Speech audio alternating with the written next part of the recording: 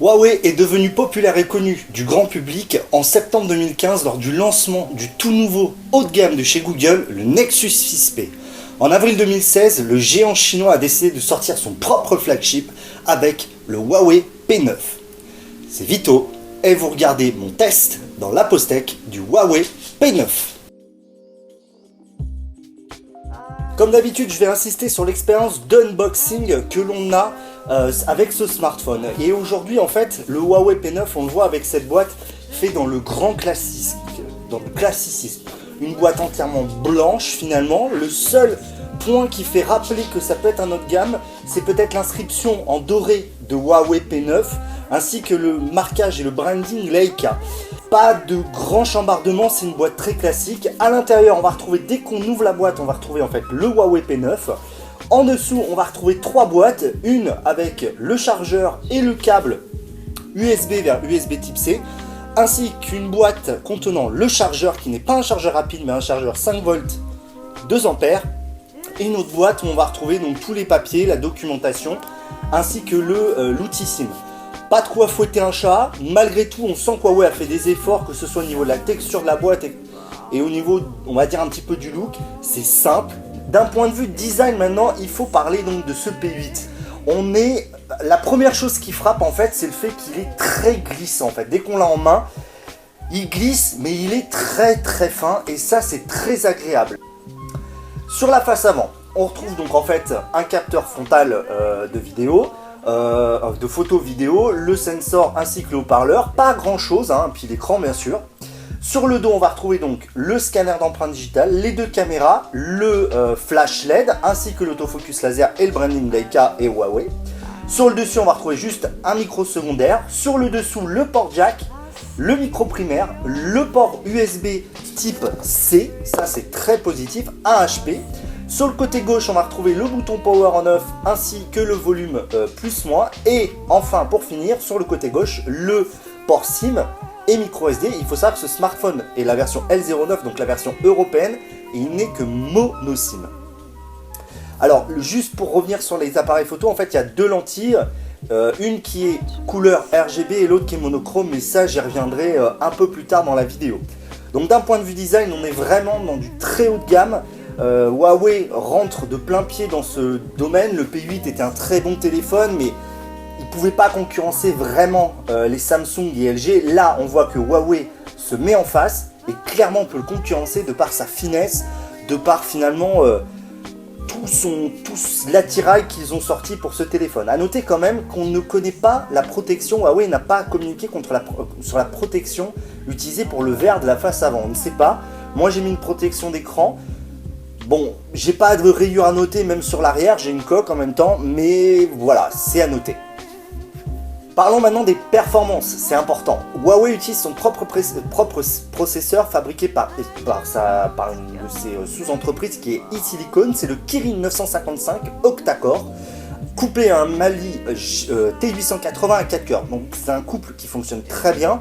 C'est pas le plus performant, j'ai vu des scores en tout tournant entre 90 et 100 000, quand aujourd'hui, un vrai flagship de cette année avec un Snapdragon 820 ou un iPhone 6S ou SE tourne à 120, 130 000. Donc on voit qu'il est plus proche des flagships de l'an dernier, un peu mieux. Mais néanmoins, avec les 3 Go de RAM, 32 Go de stockage interne, bon 23 réels quand on enlève les pré-applications, plus la micro SD, ça fonctionne. Le GPU et le Kirin, malgré la surcouche dont je reparlerai plus tard, fonctionnent super bien, il n'y a pas de lag, l'interface est fluide, c'est très agréable à utiliser. Pas de chauffe particulière à noter, malgré l'aluminium, le téléphone tourne toujours très bien, c'est un vrai régal à utiliser. Passons maintenant à la partie software, et c'est là où ça va être peut-être le point qui va vous faire acheter ou non le téléphone. Il est bien sûr installé sur la dernière mouture d'Android, alors pas tout à fait la dernière, c'est Android 6.0 et pas 6.0.1, mais surcouché avec la surcouche maison d'EMUI 4.1. Donc EMUI est une surcouche chinoise, donc très proche finalement d'iOS. Moi ça me dérange pas finalement, mais ça peut en perturber certains par le fait qu'il n'y a pas de tiroir d'application notamment. Mais il y a beaucoup de points positifs à cette ROM. Alors, notamment des gestes et des utilisations assez, on va dire assez pratiques, comme par exemple le fait de pouvoir réduire la taille de l'écran pour l'utiliser à une main avec un petit sweep sur les 3 boutons du bas. Ça c'est très pratique, qu'on soit gaucher ou droitier, ça s'utilise très bien. On a la fonction recherche, vous êtes sur n'importe quelle page de votre bureau, vous faites un sweep vers le bas et vous atteignez la recherche, vous pouvez chercher des applications, etc. Ça c'est très tiré d'iOS, on ne va pas le cacher, mais c'est vraiment intéressant. Le scanner d'empreinte aussi a plusieurs fonctionnalités. Notamment quand vous sweepez vous êtes sur votre home, vous sweepez vers le bas sur le capteur d'empreinte et vous allez pouvoir tirer le centre de notification ou les toggles. Ça c'est vraiment pas mal, c'est un raccourci rapide, surtout avec un écran quand même assez imposant. Des sweeps, vous pouvez en faire aussi de gauche à droite quand vous êtes dans vos photos, pour naviguer via vos photos. Et ça c'est pas mal, ça vous évite d'avoir toujours le doigt devant et de cacher la photo finalement. Alors, MEI a des bloatware au premier lancement, donc des applications préinstallées mais qui peuvent être désinstallées et ça c'est vraiment bien. Ça permet quand même à l'utilisateur de ne pas se sentir trop obligé d'utiliser les applications fournies par MEI. Mais il y a des applications propres à Huawei, comme par exemple un centre de thèmes alternatif. On peut customiser le thème Huawei. Alors c'est plutôt bien foutu, il n'y a pas énormément de thèmes mais ça fait le boulot. Il y a aussi une application eCare qui en fait permet de valider la garantie, d'avoir une assistance, d'accéder au forum. On a aussi tout un tas d'applications comme Fichier, Boussole, une appli météo, un bloc-notes, une application miroir qui fonctionne bien, bon j'en vois pas beaucoup l'intérêt. Il y a une application santé, très proche d'Apple en termes de nom, qui en fait est la propre application de suivi de pas quotidien de Huawei. Elle fonctionne bien, c'est pas ouf, mais c'est sympa d'avoir sa propre application et finalement de ne pas avoir installé Google Fit. On a ensuite une application qui va permettre de faire une sorte de cleaner un petit peu à la C-Cleaner ou des choses comme ça, qui fonctionne plutôt pas trop mal, qui permet de nettoyer tous les junk files, etc. On a aussi grâce à cette application des notifications régulières quand une application va venir pomper trop d'énergie. Une application énergivore, vous allez avoir une petite notification vous disant oh mon pépère, attention cette application te draine un peu trop de batterie et ça va permettre finalement de la killer automatiquement. Le P9 est en fait niveau performance dans le haut du panier, il est fluide malgré la surcouche très forte de Huawei, il s'en tire vraiment très bien. Le gaming, il n'y a aucun problème, on peut jouer à quasiment tous les jeux sans lag, sans rien, il ne chauffe que très peu, très bon point du point de vue performance. Au niveau de l'écran, comme j'ai dit, c'est un 5,2 pouces Full HD avec une technologie IPS Neo LCD, donc pas de AMOLED. C'est pas une catastrophe, les contrastes sont plutôt bien, un peu froid en termes de température, mais on peut gérer la colorimétrie depuis les paramètres. Le air gap, c'est-à-dire l'espace entre la vitre et l'écran, est ridicule. On a vraiment des angles de vision exceptionnels. Je vais pas m'étaler sur l'écran, c'est du très bon, la réactivité est bonne. On n'est peut-être pas au niveau d'un iPhone ou on va dire d'un Samsung, mais c'est vraiment du tout bon. D'un point de vue autonomie maintenant, c'est très important de nos jours. Et le Huawei P9 rentre dans les standards de cette année avec une batterie de 3000 mAh. Alors, ça peut laisser entendre finalement, grâce notamment à Marshmallow et tout, et le mode dose, une très bonne autonomie. Ce qu'il en est un petit peu moins reluisant et je dois dire que c'est mon petit point négatif. Je tiens la journée, mais il faut pas non plus... Alors, je suis un gros utilisateur, faut pas l'oublier, je suis un gros utilisateur, je dépasse rarement les 3h30, 4h vraiment grand max de screen on time sur ma journée. Et sur des grosses journées, je dois le recharger à partir de 21h, c'est-à-dire quand j'ai atteint mes 4h de screen on time. C'est un peu décevant. Il tient la journée en cas d'utilisation très basique, SMS, un petit peu de navigue, etc. C'est un petit peu dommage. Peut-être que les futures mises à jour vont solutionner le problème. J'ai remarqué que le système Android drainait beaucoup de batterie. Je sais pas pourquoi, mais en tous les cas, ça pompe un peu. Point positif quand même, il y a plusieurs modes au niveau de la gestion de la batterie. On a un mode performance, intelligent et ultra. Bon, ultra, ça va vous simplifier l'utilisation au SMS appel, point barre. Le mode intelligent, c'est on va dire l'average, c'est-à-dire si vous allez l'utiliser toute la journée au final, et le performance c'est optimisé pour les jeux. Bon, c'est juste que ça booste un petit peu le Kirin pour qu'il suive bien dans les jeux. Autre possibilité, la possibilité de réduire la résolution de l'écran. C'est une fonctionnalité qui est assez utilisée sur les ordi portables notamment.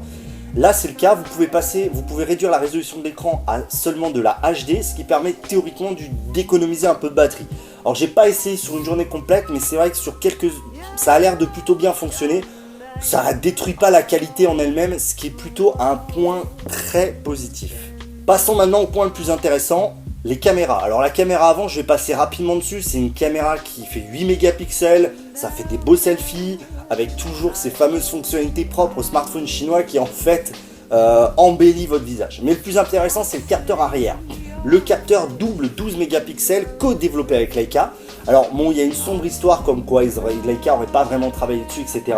Je pense que Leica a pu se travailler sur l'optimisation logicielle et peut-être les lentilles. Bon, peu importe. On a donc un flash, donc pas de stabilisation optique, il y a quand même un flash dual tone et un autofocus laser, c'est plutôt pas mal. L'interface caméra est très bien fournie avec beaucoup de modes, des modes manuels, des modes hyperlapse, des modes vidéo, j'y reviendrai après sur la vidéo. Les clichés dans l'ensemble, en mode classique, sont très satisfaisants. C'est pas exceptionnel, le piqué est bon, tout va bien. Je vais vous mettre des samples, c'est bon, c'est pas fou furieux, mais ça fait le taf. Le mode qui m'impressionne le plus, c'est le mode monochrome, c'est-à-dire quand on n'utilise que le capteur situé à gauche, en haut à gauche, qui est le monochrome. Vu que c'est pas du filtrage, c'est vraiment le capteur qui est natif en monochrome, ça nous donne des clichés d'une qualité hallucinante. En termes de détails, en termes de contraste, en termes de piqué, c'est vraiment... je pense qu'aucun smartphone ne fait aussi bien. Passons maintenant à la vidéo. Pas de 4K.